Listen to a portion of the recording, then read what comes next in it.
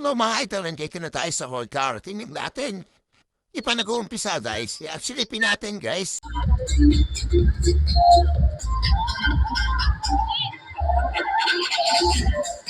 So idol, dito na ako sa Lobo, Mumburat na naman, Tara na dito mga idol, Marami rin tao, kaya inihintay ko na ni Kurswan. Hinahanap ko sila pa dito para siya mag-intro ng aring vlog. Oops! Teka. Parang may mali sa boses ni SK Lapi. Parang hindi ko siya marinig. King NMS.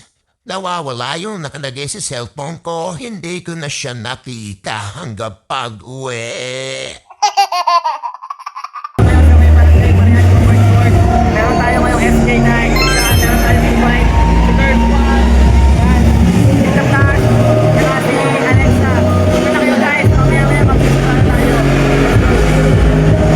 Kulang, tito at tita na nakikinig ko ngayon sa mga trentahin. Nandyan na ba?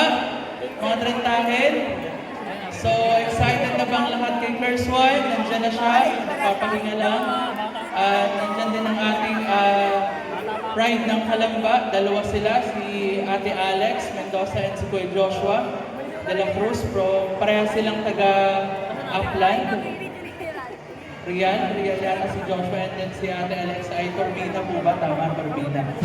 Hey, Brian Champion of the Idol Kids of Philippines 2025, our very own.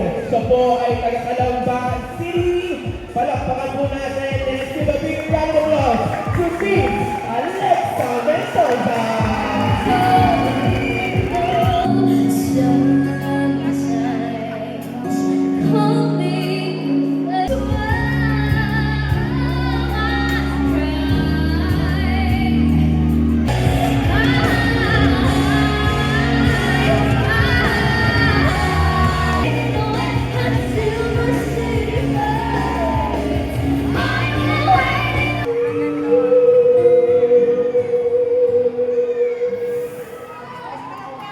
Ladies and gentlemen, another pride of Calamba City. Let us give a big round of applause to Mr.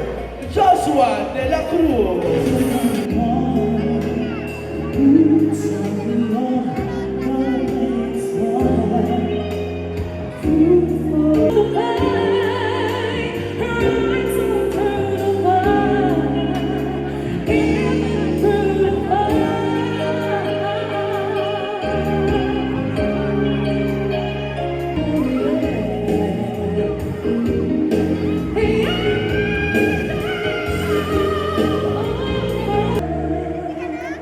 Palakpakan naman dyan.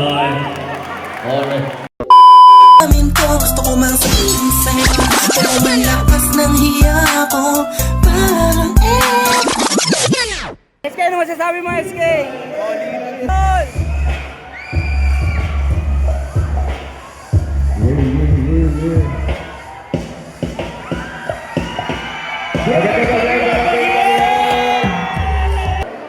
Ano masasabi mo din? Let's go, Marsan! Kay SK Kevin Adarte, magandang sa inyo. Ayun, ito yung...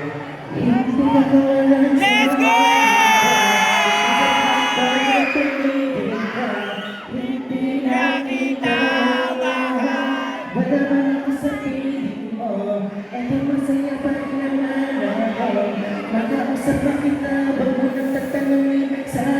Kung pwede pa ba?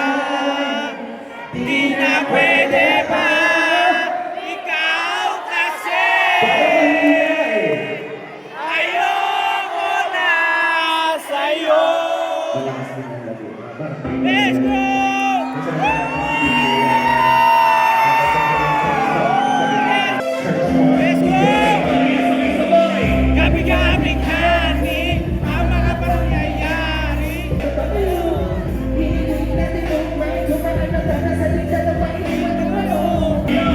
Sa gitna ng ulan, ikaw sa bobo sabi mo, at sigaw ang puso mo'y ako'y mahal.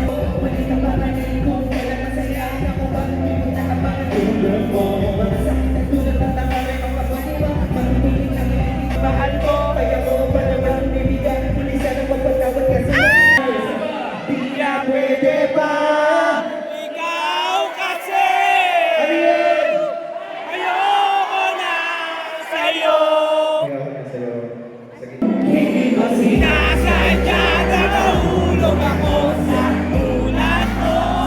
Pagdating mo, sa buhay ko na iba na lang ang kulay. Sa puso na pag-ibig na mga hila. Nakatulog mo lang mga kaya ngayon ang mga pagkakala. Hindi sa sayang yung mga panada. Sa pagtulog na kapanala. Mga saling ka mga sagadong angel. Ikaw ang kalmas sa bato. Huwag na ingay sa mga Diyos sa mong ganda. Napakagaan sa mata ng pagkito mo mamasak.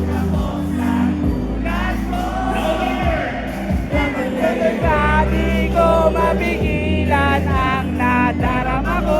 Ikaw lang ang aking hindi. Sinasadya na mahulog ako sa tulad mo.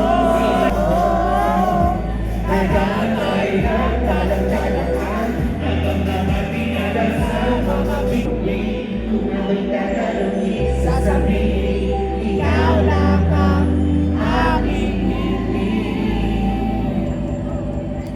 Kahit anong gawin ko, ikaw lang ang isa sa isipan ko. Kung paano sila kausapin, kung panaginip, kanyang pumibig. You know what I mean, di ka ba'y ako pansin, at hindi ka ganin. Anong gawin ko, kung mapabalik na sa isipan ko. Kung paano mo sila kausapin. Para mga talagang mo binalikan na naman malaki sa pagkakas niya. Hindi siya manigig, pakinagagrigan na. Na puso mo. Yes, sir. Ako ang maamin sa'yo. Ako ay nabiyag. Lamig ko, nakaalis na sa isipan mo. Kung paano mo sila kausapin, kung paano pag-ibig, di ka ganito pa ngayon. Ay, hindi na ako, bitin na ang puso mo. Hindi na ako mapag-apit sa'yo. Ako ay nabiyag. Namin nararamdaman, pagkalamig natin ang mga salita na ibig sabihin sa'yo na ayaw kita at di kita gusto. Ikaw, dahil nagagawin ka kita. Sana mabuhay ka na makasalubay kahit masaya ko sa'yo. Naghihintay na tala. Nagniningin, matamis na talaga. O handa kong ibigay lahat ng sabi. Sa'yo din mo, pero wala ka sa'min. Tingin mo. Ako ba ay pangangin ko pagkama? Sa'yo natin ang masaya ng akiba. Lumagay sa tuwing, nakatak na pagbuka kasi buhay. Bakit na pag-ibigin ang isa? Bigil na napapalugan na mga ang sumating. Nagdagdagulit ang siya, bakit maparalisa? Kaya masalamat ako sa hilakan dahil hindi nakilala. Sa ina pa mamaya naman sa mapagkat. Masaya ko sa'yo. Okay lang ba, ng ilaw, lights off? Lights off? Wala kayo ang dito. Okay lang ba, basta yung mga flashlights sa cellphone? Kasi sa iba.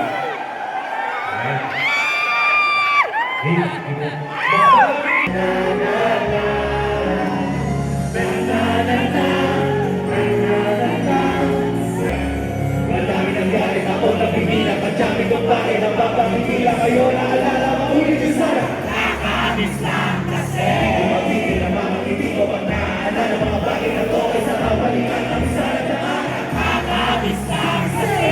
Sa tagal ng panahon. Kamusta ka na ba? Kamusta na ba siya? Ano ba ang nalagay ng iwan ko pa ngayon?